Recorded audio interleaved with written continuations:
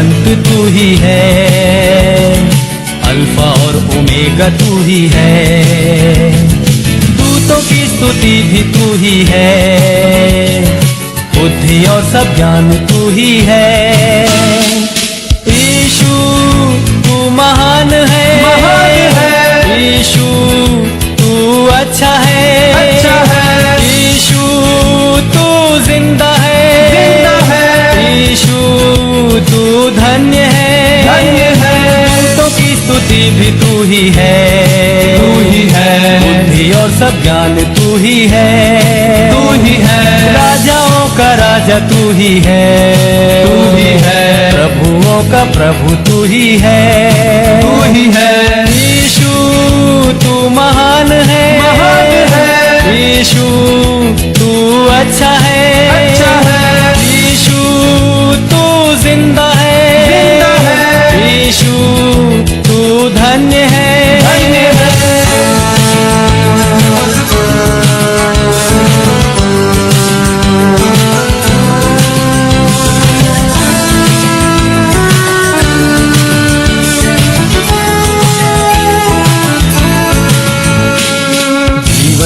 पाप से मेरा जग अंधेरा और अशुद्ध सारा, मेरे पापों से बचाने को मेरे लिए जीवन दिया है।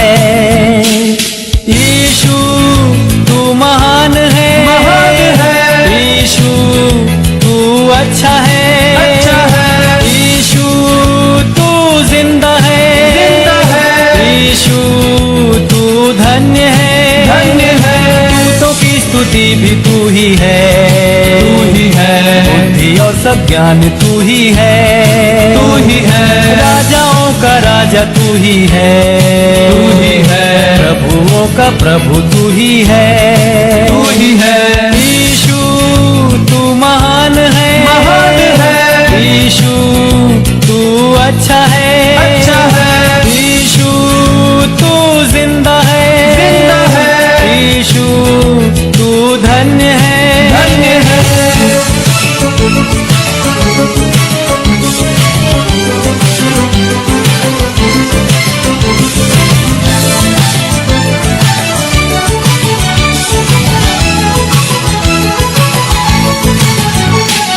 सारे गुनहगारों के लिए अपना खून बहाया यीशु ने, खाई कोड़ों की मार भी दे सलीब पर उसने अपनी जान।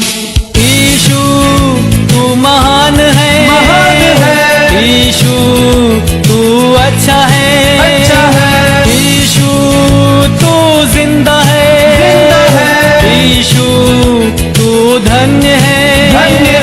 दूतों की स्तुति भी तू ही है, बुद्धि और सब ज्ञान तू ही है, राजाओं का राजा तू ही है, प्रभुओं का प्रभु तू ही है, यीशु तू महान है, यीशु तू अच्छा है, यीशु तू जिंदा है, यीशु तू धन्य है।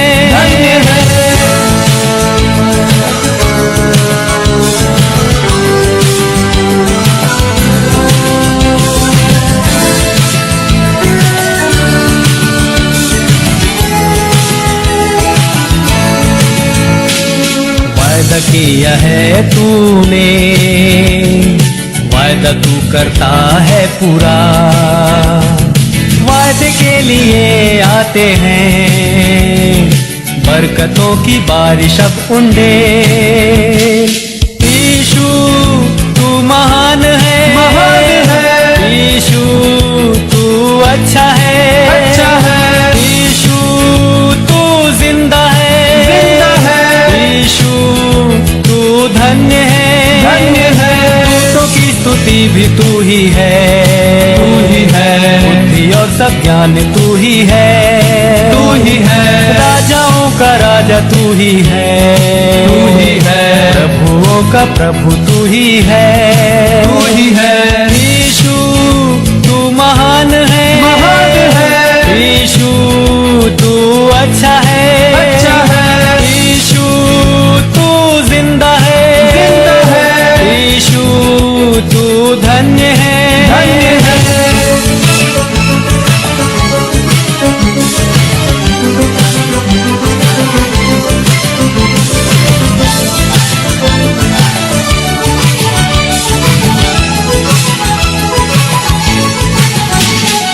न्याय करने आने वाला है, न्याय के साथ राज करने को, धर्मियों को लेकर न्याय से सिंहासन पर राज करेगा।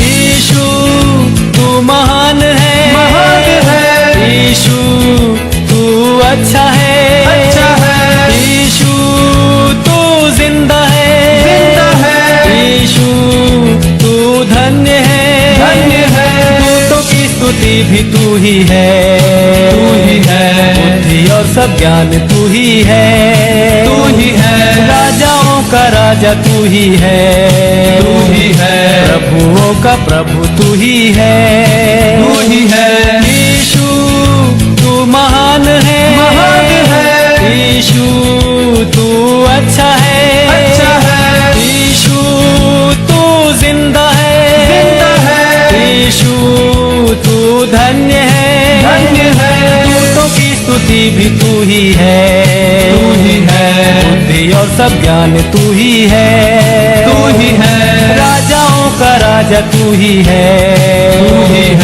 प्रभुओं का प्रभु तू ही है, यीशु तू महान है, यीशु तू अच्छा है, यीशु तू जिंदा है, यीशु तू धन्य है, यीशु तू महान है, यीशु तू अच्छा है, यीशु तू जिंदा है, यीशु तू धन्य है, यीशु तू महान है, यीशु तू अच्छा है, यीशु तू जिंदा है, यीशु तू धन्य है।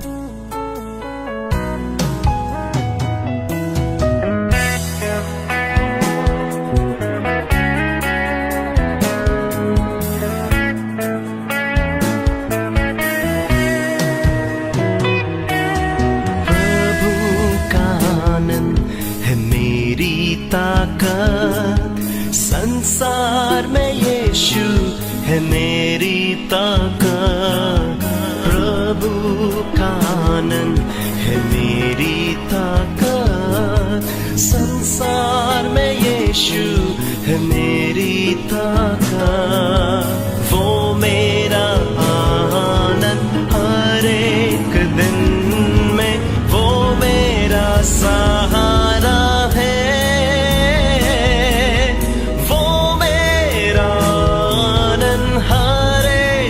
दिन में वो मेरा सहारा है।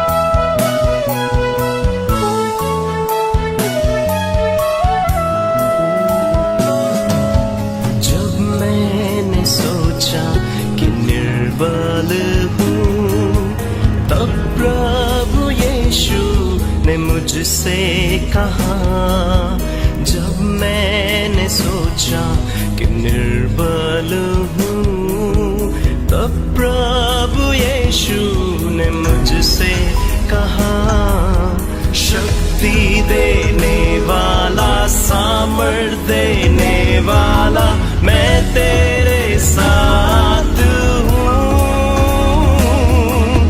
शक्ति देने वाला, सामर्थ देने वाला, मैं तेरे साथ हूँ। Hallelujah, hallelujah, hallelujah, hallelujah, hallelujah, hallelujah, hallelujah.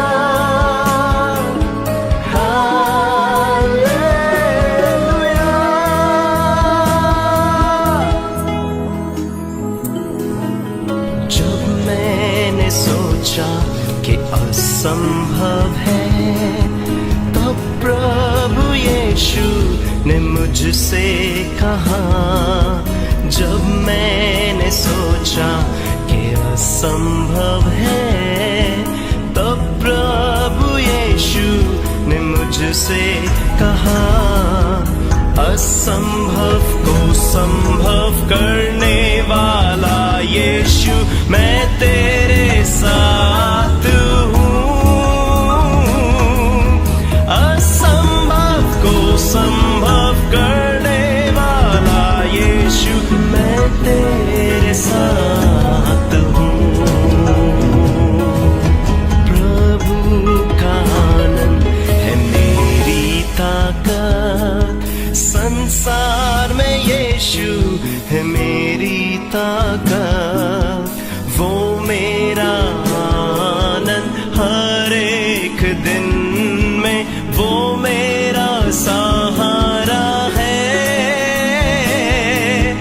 वो मेरा आनंद हर एक दिन में, वो मेरा सहारा है।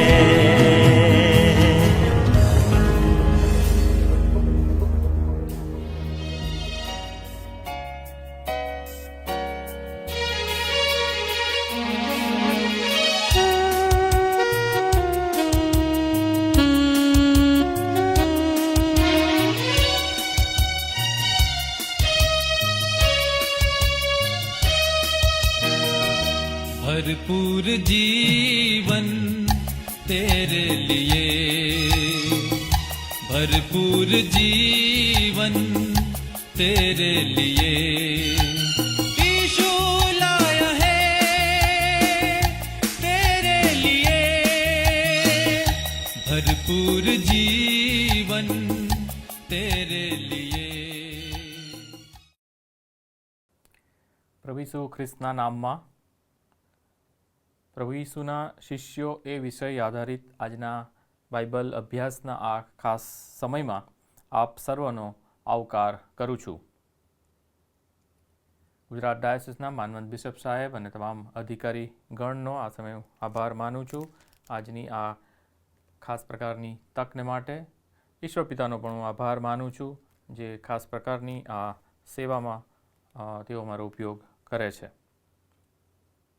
પ્રભુ ઈસુ દ્વારા પસંદગી પામીને, તેમની સાથે રહીને, ઈશ્વરના રાજ્ય સંબંધિત તેમનું શિક્ષણ લઈને, તેમના વચનો સાંભળીને અને પ્રભુ ઈસુ દ્વારા થયેલા વિવિધ ચમત્કારોના એ પ્રસંગોના સાક્ષી બનીને, પ્રભુ ઈસુ દ્વારા તેમના જેવા જ મહાન કાર્યો કરવાનો અધિકાર પ્રાપ્ત કરીને પણ એ ભરપૂર જીવન, અનંત જીવનની તક ગુમાવીને જેનો દુઃખદ અંત આવ્યો, તે શિષ્ય વિશે આજે આપણે અભ્યાસ કરવાના છીએ, અને તે તો યહૂદા ઇસ્કારિયોત છે. આવો આપણે પ્રાર્થના કરીએ. જીવંત અને પ્રેમાળુ ઈશ્વર પિતા, તમારો પુષ્કળ આભાર માનીએ છીએ પ્રભુજી આજના આ સમયને માટે. બાઇબલ અભ્યાસનો જે ખાસ સમય તમે અમને આપ્યો છે, અમે તમારો આભાર માનીએ છીએ. તમારા બાળકો તરીકે તમારા જીવંત અને મૂલ્યવાન પવિત્ર વચનોનો અમે અભ્યાસ કરીએ અને એમ કરીને પ્રભુજી અમારા જીવનો દ્વારા તમારો મહિમા કરીએ, અમારા જીવનોમાં અમે આગળ વધીએ અને તમે જે ઈચ્છો છો, તમે જે અમારા હકમાં ઈચ્છાઓ રાખી છે, હા, તે પરિપૂર્ણ કરવાને અમારા જીવનો અમે વ્યતીત કરીએ એવી કૃપા અમે માગીએ છીએ. આ સમગ્ર સમયને અમે તમારા હાથમાં સોંપીએ છીએ. જેઓ અભ્યાસમાં જોડાયા છે સર્વને તમારી આશીષ આપો.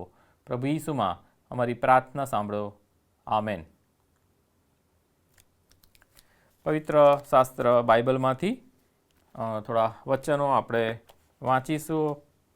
મત્થીની લખેલી સુવાર્તા અને તેનો 26મો અધ્યાય, તેના 14થી 16 વચન અને ત્યારબાદ 20થી 25 વચન, તેમજ 27મો અધ્યાય અને તેના 3થી 5 વચન. મત્થીની સુવાર્તા 26મો અધ્યાય અને તેનું 14મું વચન. ત્યાં આ પ્રમાણે લખ્યું છે: ત્યારે યહૂદા ઇસ્કારિયોત નામે તે 12માના એકે મુખ્ય યાજકોની પાસે જઈને કહ્યું કે, હું તેને તમારે સ્વાધીન કરું તો તમે મને શું આપવા રાજી છો? અને તેઓએ તેને 30 રૂપિયા તોડી આપ્યા. અને ત્યારથી તેણે તેને પરસ્વાધીન કરવાનો લાગ શોધ્યા કર્યો. 20મું વચન. અને સાંજ પડી ત્યારે 12 શિષ્યોની સાથે તે જમવા બેઠો. અને તેઓ જમતા હતા ત્યારે તેણે તેઓને કહ્યું કે, હું તમને ખચિત કહું છું કે તમારામાંનો એક મને પરસ્વાધીન કરશે. ત્યારે તેઓ ઘણા શોકાતુર થયા ને તેઓમાંનો હરેક તેને પૂછવા લાગ્યો કે, પ્રભુ, શું તે હું છું? અને તેણે ઉત્તર દીધો કે, જેણે મારી સાથે થાળીમાં હાથ ઘાલ્યો છે તે જ મને પરસ્વાધીન કરશે. માણસના દીકરા સંબંધી જેમ લખેલું છે તેમ તે જાય છે ખરો, પણ જે માણસથી માણસનો દીકરો પરસ્વાધીન કરાય છે તેને અફસોસ છે. જો તે માણસ જન્મ્યો ન હોત તો તે તેને માટે સારું હોત. ત્યારે તેને પરસ્વાધીન કરનાર યહૂદાએ પૂછ્યું કે, રાબ્બી, શું તે હું છું? તે તેને કહે છે, તેં પોતે જ કહ્યું. તે જ પ્રમાણે 27મો અધ્યાય અને તેના 3થી 5 વચનો. ત્યાર પછી તે અપરાધી ઠરાવાયો એ જોઈને તેને પરસ્વાધીન કરનાર યહૂદાને પશ્ચાતાપ થયો ને પેલા 30 રૂપિયા મુખ્ય યાજકોની તથા વડીલોની પાસે પાછા લાવીને કહ્યું કે, નિરપરાધી લોહી પરસ્વાધીન કર્યાથી મેં પાપ કર્યું છે. ત્યારે તેઓએ તેને કહ્યું કે, તેમાં અમારે શું? તે તું જાણે. પછી મંદિરમાં રૂપિયા ફેંકી દઈને તે નીકળ્યો અને જઈને ગળે ફાંસો ખાધો. આમેન. આ પ્રભુનું વચન છે. જે પાત્ર વિશે આજે આપણે અભ્યાસ કરવાના છીએ તે તો વિશ્વાસુપણાનું એક ગેર ઉદાહરણ છે. સામાન્ય રીતે આપણે અનુકરણ કરવા યોગ્ય એવા ઉદાહરણોનો અભ્યાસ કરીએ છીએ, પરંતુ આજે આપણે એનાથી વિરુદ્ધ, એનાથી અલગ એક એવા ગેર ઉદાહરણ વિશે જોઈશું. લેન્ટના દિવસોમાંથી આપણે પસાર થઈ રહ્યા છીએ. દુઃખ સહન સપ્તાહ બહુ દૂર નથી.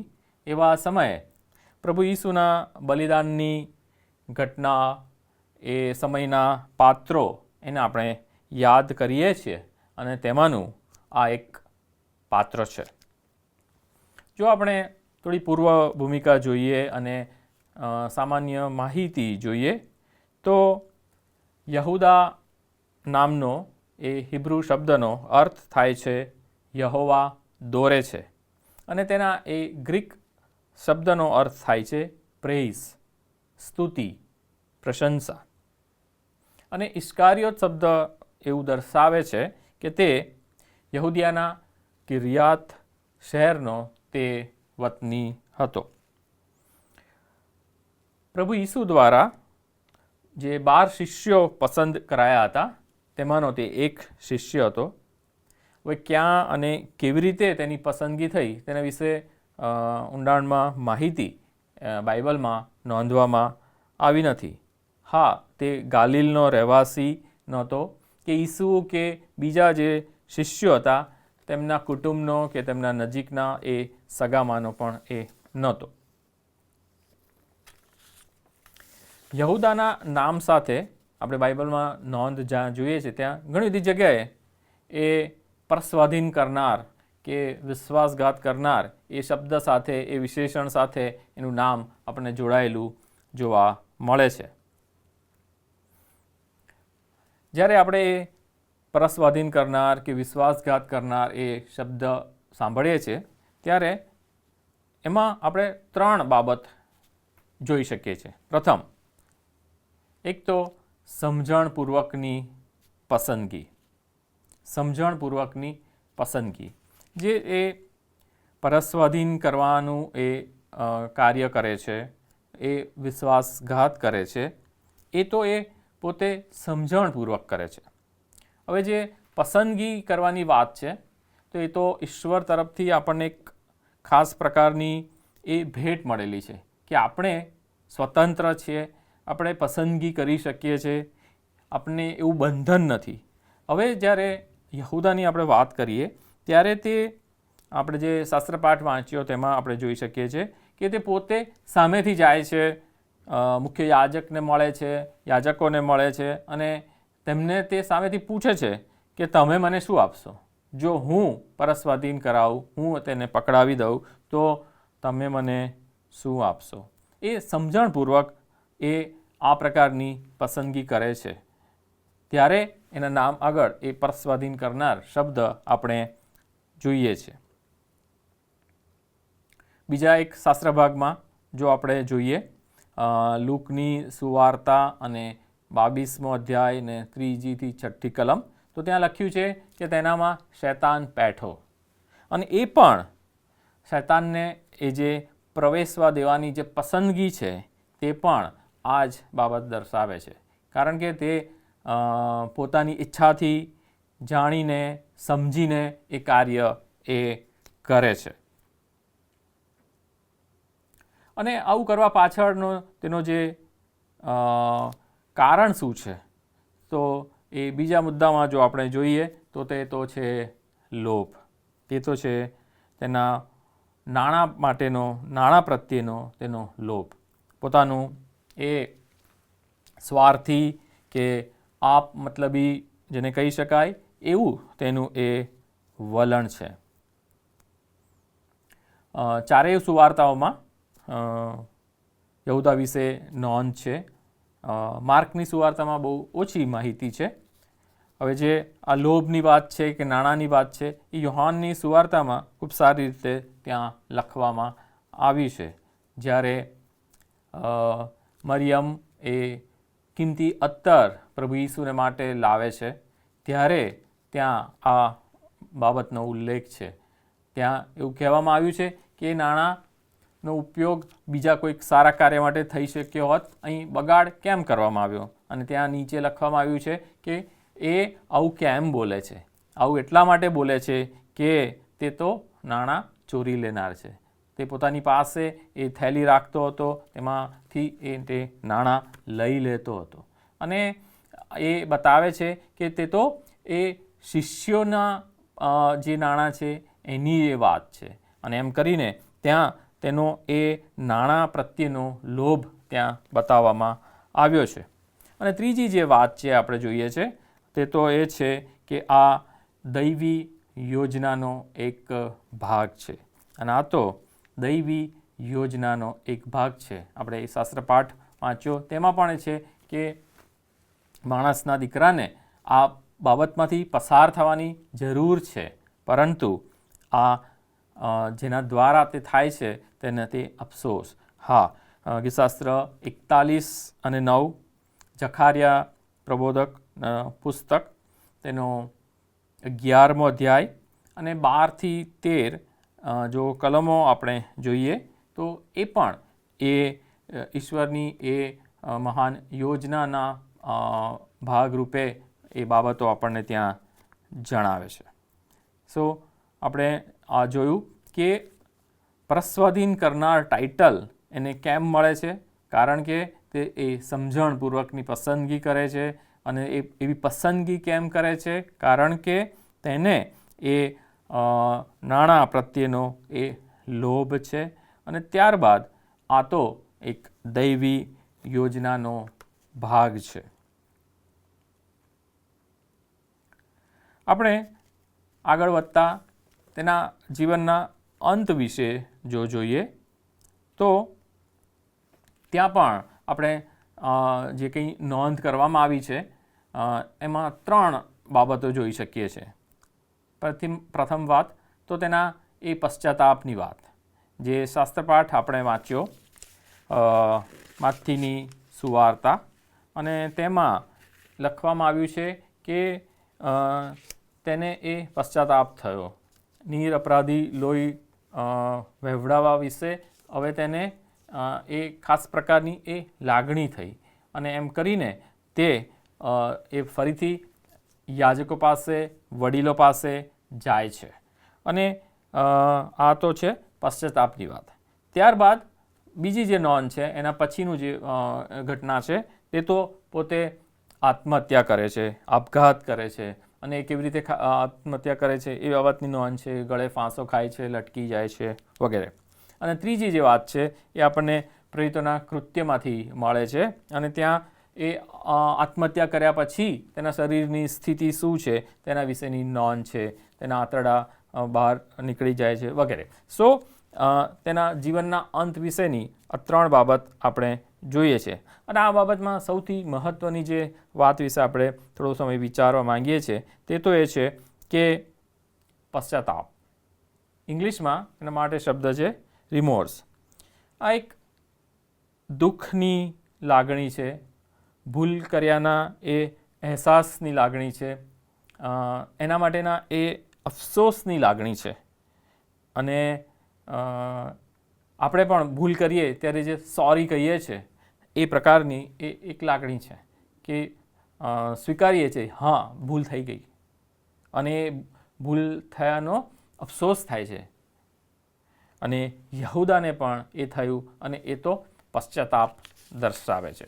સો યહૂદાને પશ્ચાતાપ થાય છે. હવે જ્યારે આપણે પશ્ચાતાપ શબ્દની વાત કરીએ છીએ તો પશ્ચાતાપથી પણ આગળ વધીને જે ખાસ પગલું છે તે તો છે પસ્તાવો, રિપેન્ટન્સ. પસ્તાવો, અનુતાપ. અને આ તો એ લાગણી છે કે જે ખૂબ ઊંડું દુઃખ અનુભવાય છે, અને સાથે સાથે એ વર્તનમાં કે વ્યવહારમાં, વલણમાં હવે બદલાણની તીવ્ર ઈચ્છા દર્શાવે છે.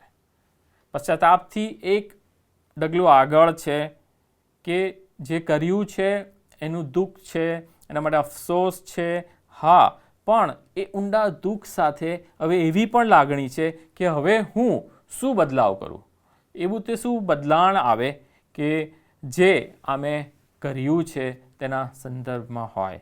હવે એ એક ઓર પગલું આગળ વાત છે પશ્ચાતાપથી, અને તેના માટે ઇંગ્લિશમાં શબ્દ છે રિપેન્ટન્સ. રિમોર્સ એન્ડ રિપેન્ટન્સ. પશ્ચાતાપ અને પસ્તાવો. યહૂદાએ જે કાર્ય કર્યું ઈસુને પરત સ્વાધીન કરવાનું, લગભગ એના જેવું જ કામ બીજા બધા શિષ્યોએ કર્યું. એ સમયે જ્યારે ઈસુને પકડવામાં આવ્યા ત્યારે બીજા 11 નાસી ગયા, ભાગી ગયા, સંતાઈ ગયા. સો ઈસુને છોડીને જતા રહ્યા. પોતાના એ ગુરુને, પોતાના એ મિત્રને એ ખાસ પ્રકારની અઘરી અને કપરી જે પરિસ્થિતિ આવી કે જેમાં તેમના સાથની જરૂર હતી, ત્યારે તેઓ એમને એકલા મૂકીને જતા રહ્યા. એ જાણે કે હવે તેઓ ઓળખતા જ નથી, એમની સાથે એમને કોઈ સંબંધ નથી, કોઈ લાગભાગ નથી, એમ સમજીને બધા જ જતા રહ્યા. બધા જ જતા રહ્યા. વળી પિત્તર વિશે તો આપણે જાણીએ છીએ કે તેણે તો નકાર કર્યો, કહી દીધું કે હું ઓળખતો નથી. અને કોની સામે કહી દીધું? એક નાની છોકરી દાસી એને કહી દીધું કે ના, હું તો આને ઓળખતો જ નથી. અને એમ કરીને આ શિષ્યો પણ જે કર્યું છે એ યહૂદાના કાર્યના જેવું જ છે. અહીંયા ફરક એટલો થાય છે કે બધા જ શિષ્યો પછીથી પસ્તાવો કરે છે. બધાને એ પોતાના એ વર્તન અને વ્યવહાર બદલ દુઃખ થાય છે. યહૂદાને પણ થયું, પશ્ચાતાપ થયો. હવે બીજા શિષ્યો જે પસંદગી કરે છે તે તો પસ્તાવાની પસંદગી કરે છે. જો આપણે આ આખા યહૂદાના એ પાત્ર અભ્યાસ પરથી જો મુખ્ય બાબતો જોઈએ કે આપણને શું શીખવા મળે છે તે વિશે જો આપણે વિચારીએ તો સૌથી મહત્ત્વની વાત એ તો એ છે કે ઈશ્વરની પાસે છુટકારાની મહાન યોજના છે. આજે પણ ઈશ્વર પિતા ઈચ્છે છે કે આપણે જો ગમે ત્યાં ભટકી ગયા છીએ, દૂર જતા રહ્યા છે, વિમુખ થઈ ગયા છે, તો આજે પણ ઈશ્વર રાહ જુએ છે. બાપના ઘેર પાછા આપણે ફરી શકીએ છીએ. અને યહૂદા આપણને કહે છે કે મને પશ્ચાતાપ થયો અને તેથી હું યાજકની પાસે ગયો. જ્યાં મારે જવાની જરૂર હતી ત્યાં હું ગયો નહીં. આજે આપણે જો એવી કોઈ પરિસ્થિતિમાં છે તો પશ્ચાતાપથી એક પગલું આગળ જઈને પસ્તાવો કરીને ઈસુની પાસે જઈએ. બીજા કોઈની પાસે જવાની જરૂર નથી. ઈશ્વરની પાસે જે મહાન છુટકારાની યોજના છે તેના ભાગરૂપે કોઈ પણ સંજોગો, પરિસ્થિતિ, નિષ્ફળતા, નબળાઈ, ભૂલો, ક્ષતિઓ, ગમે તેવા સંજોગો, ગમે તે હોય, ગમે તે સમય, આપણે ઈસુની પાસે પાછા જઈએ. ઈસુની પાસે જઈએ. આપણે યોગ્ય જગ્યાએ જઈએ અને એ યોગ્ય જગ્યા તો ઈસુ છે. હા, યહૂદાને પણ એ લાગણી થઈ અને એ ગયો, પણ તે કોની પાસે ગયો? તે યાજકની પાસે ગયો. બીજા કોઈકની પાસે ગયો કે જ્યાં એને જવાની જરૂર હતી તેની પાસે તે ગયો નહીં. તેની પાસે તે ગયો નહીં. સો યહૂદા આજે પોકારીને આપણને એ કહે છે કે હું તો બીજે ક્યાંક ગયો, પણ તમે ઈસુની પાસે જજો. અને બીજો જે મુદ્દો જો આપણે જોઈ શકીએ તો આ જે ઉદાહરણ છે એ તો જીવનમાં મળેલી અમૂલ્ય તકને એક ગુમાવી દેનાર ઉદાહરણ તરીકે આપણે તેને જોઈ શકીએ છીએ. યહૂદાને બહુ અમૂલ્ય તક મળી. 12 શિષ્યોમાં એને સ્થાન મળ્યું. પ્રભુ ઈસુની સાથે ખૂબ નજીક રહેવાનો પ્રસંગ અને સમય મળ્યો. પ્રભુ ઈસુને નજદીકથી જોવા, જાણવાનો, અનુભવવાનો એ સમય રહ્યો. પ્રભુ ઈસુના એ આકાશના રાજ્ય વિશેના એ વચનો સાંભળવાની તેને ખાસ પ્રકારની એ તક મળી. અને પ્રભુ ઈસુએ બીજાઓના જીવનમાં જે કાર્ય કર્યું, ચમત્કારો કર્યા, એ બધાના એ સાક્ષી થવાની તેને તક મળી. પ્રભુ ઈસુની પાસે રહેવાની તક મળી. જે એમના અંગત કહેવાય તેવા એ 12 શિષ્યોમાં એક ગણાવાની એને તક મળી. અને ત્યારે આ તકનો તેણે યોગ્ય ઉપયોગ કર્યો નહીં. અને તેથી યહૂદા કહે છે કે મને જીવનમાં અમૂલ્ય તક મળી. મને જીવનમાં બહુ મહામૂલી તક મળી, પણ એ તકને મેં ગુમાવી દીધી. એ તકને મેં ગુમાવી દીધી. અને એ ગુમાવી દેવા પાછળ એ દુન્યવી વાતોના એ ક્ષુલ્લક કારણો હતા. ઈસુએ ઉપરની વાતો પર ચિત્ત લગાડો, એ જે શિક્ષણ આપ્યું એ હું વિસરી ગયો. ઈસુએ એ ઈશ્વરના રાજ્ય સંબંધી ઘણી બધી જગ્યાએ એ વિવિધ દ્રષ્ટાંતો દ્વારા જે શિક્ષણ આપ્યું એ હું વિસરી ગયો. અને એ થોડા નાણાંના લોભને ખાતર, હા, એ થોડા નાણાંના એ મારા જે સ્વાર્થી વલણને કારણે મેં એ ઉત્તમ તક ગુમાવી દીધી. અને આજે યહૂદા આપણને કહે છે, આ જીવન આપણને ઈશ્વર તરફથી જે મળ્યું છે, જે ઉત્તમ તક આપણને મળી છે, તેને એ બીજી કોઈ બાબતોને લઈને આપણે ગુમાવી ના દઈએ. યહૂદા આપણને આજે કહે છે. અને ત્રીજી જે વાત છે તે તો છે આત્મતપાસની વાત છે. તે તો છે આત્મતપાસની વાત. આપણે યહૂદા વિશે વાત કરીએ છીએ કે તેણે આવું કર્યું. આપણે બીજા શિષ્યો વિશે વાત કરીએ છીએ કે તેમણે આવું કર્યું. પણ આજે આપણે આત્મતપાસ કરીએ. આજે આપણે આત્મતપાસ કરીએ.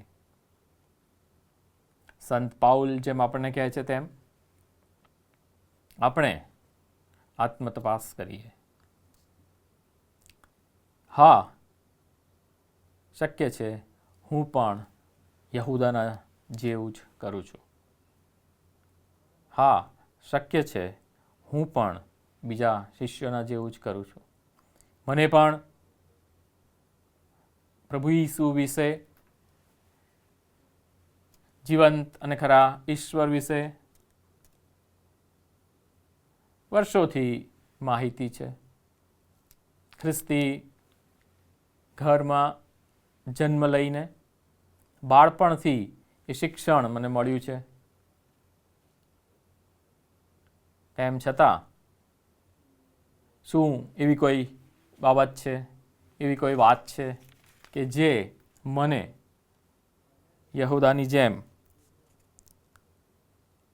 એ તક ગુમાવી દેવાને માટે મજબૂર કરે છે? જેવું કંઈ છે તો આજે આપણે પણ એ આત્મતપાસ કરીએ. આ યહૂદાનું જે પાત્ર છે, વિશ્વાસુપણા માટેનું જે ગેર ઉદાહરણ જેને કહેવાય, એ આજે આપણને ઈસુ પરના આપણા વિશ્વાસને માટે, ઈસુ પ્રત્યેના આપણા વિશ્વાસુપણાને માટે આપણને ખાસ ઉત્તેજન આપે છે. અને એમ કરીને એણે જેમ તક ગુમાવી દીધી તેમ આપણને આપણા જીવનમાં મળેલી એ અમૂલ્ય તક આપણે ના ગુમાવી દઈએ. અને જ્યારે જ્યારે આપણે ક્યાંય પાછા પડીએ છીએ ત્યારે એ હંમેશા યાદ રાખીએ કે એ છુટકારાની મહાન યોજના આપણા માટે આજે પણ છે. આજે પણ એ મહાન યોજના આપણા માટે છે. આપણે ગમે ત્યારે, ગમે તે સમયે આપણે પાછા આવી શકીએ છીએ. અને એમ કરીને આપણે આપણા પ્રભુની પાસે જઈ શકીએ છીએ. યહૂદા ફરીથી યાદ કરાવે છે કે હા, મને પશ્ચાતાપ થયો, પણ મેં એ ખરો પસ્તાવો કર્યો નહીં. હા, મેં ખરો પસ્તાવો કર્યો નહીં.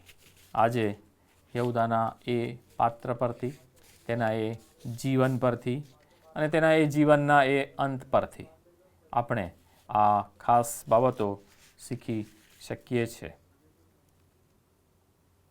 આવો આપણે પ્રાર્થના કરીએ. જીવંત અને પ્રેમાળ ઈશ્વર પિતા, તમારા પવિત્ર વચનોને માટે અમે તમારો આભાર માનીએ છીએ. તમારા પવિત્ર વચનમાંથી આજે અમે જ્યારે યહૂદાના પાત્ર વિશે અભ્યાસ કર્યો, હા પ્રભુજી, તમે અમને જે બાબત જણાવી છે તેને માટે અમે તમારો આભાર માનીએ છીએ. તમે પ્રેમાળુ અને કૃપાળુ ઈશ્વર છો અને અમારા માટે તમે તારણની મહાન યોજના તમે બનાવી છે. અમે તેમાં ભાગીદાર થઈએ અને ભરપૂર જીવનનો, અનંત જીવનનો આશીર્વાદ અમે પ્રાપ્ત કરીએ એવું તમે ઈચ્છો છો. હા પ્રભુજી, તેમ છતાં જીવનમાં ઘણી બધી વાર એવા સમયો, પ્રસંગો, એવી બાબતો આવે છે કે જે અમને તમારાથી દૂર લઈ જાય છે અને યહૂદાની જેમ એ નાની બાબત પણ અમને એક અમૂલ્ય તકથી, અમૂલ્ય આશીર્વાદથી દૂર રાખી શકે છે. ત્યારે પ્રભુજી અમે પ્રાર્થના કરીએ છીએ, તમે અમારી સહાય કરો અને પ્રભુજી તમે અમને મદદ કરો કે જેથી કરીને અમે યોગ્ય પસંદગી કરી શકીએ. અમે તમે આપેલી તકને ગુમાવી ના દઈએ અને સાચા વાસ્તવિક હૃદયે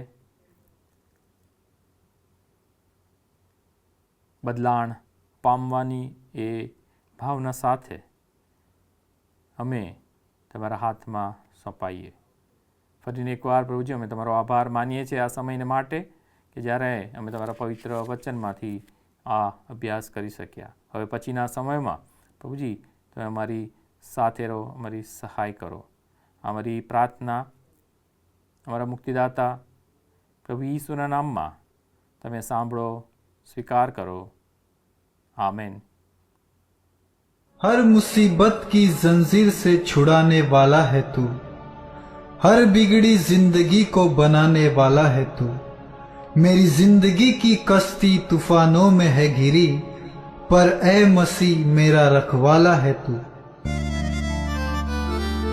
हर मुसीबत में मुझको संभाला, हर मुसीबत में सबको संभाला, तो रखवाला यीशु है रखवाला.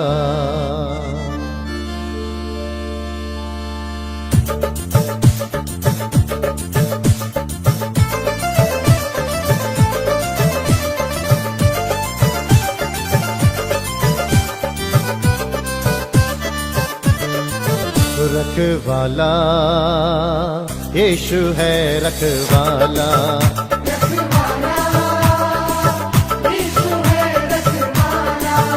रखवाला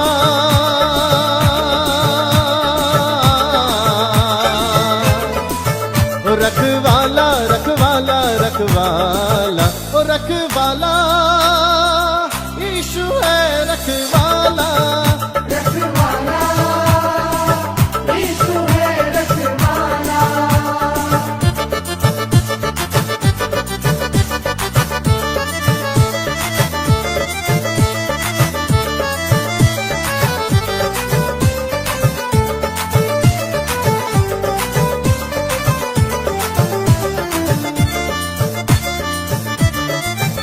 हर मुसीबत में वो काम आया मुझे,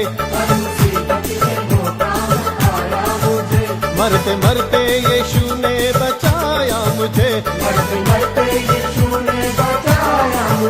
मरते मरते यीशु ने बचाया मुझे.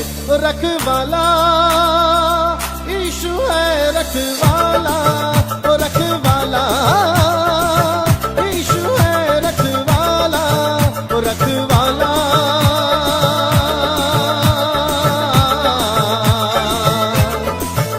रखवाला रखवाला रखवाला रखवाला यीशु है रखवाला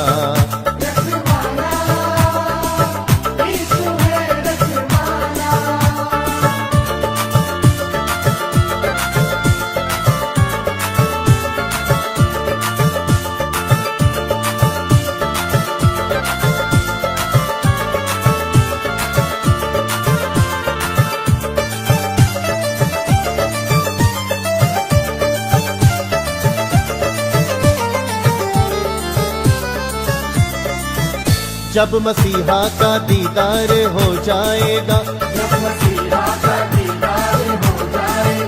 तेरा बिगड़ा हुआ काम बन जाएगा, तेरा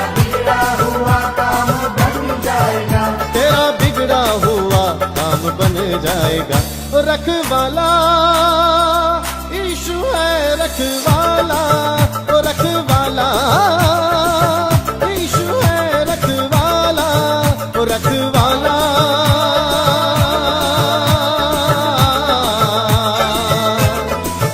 रखवाला रखवाला रखवाला रखवाला यीशु है रखवाला।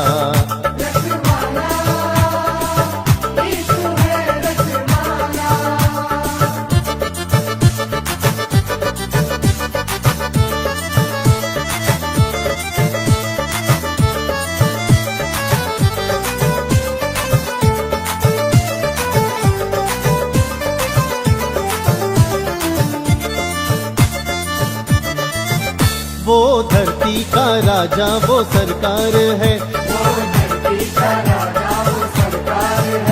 निराला मसीहा का दरबार है, निराला मसीहा का दरबार है। रखवाला यीशु है रखवाला, ओ रखवाला यीशु है रखवाला, ओ रखवाला